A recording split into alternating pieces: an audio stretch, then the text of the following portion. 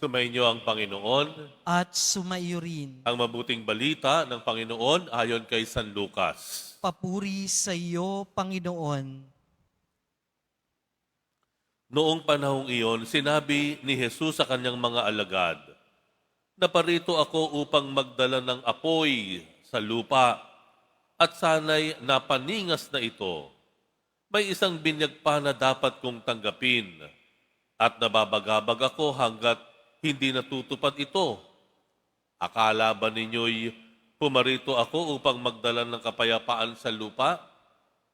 Sinasabi ko sa inyo, hindi kapayapaan, kundi pagkakabahabahagi. Mula ngayon, ang 5 katao sa isang sambahayan ay magbabahagi. 3 laban sa 2 at 2 laban sa 3. Maglalaban-laban ang ama at ang anak na lalaki, ang ina at ang anak na babae, at gayon din ang biyanang babae at ang manugang na babae."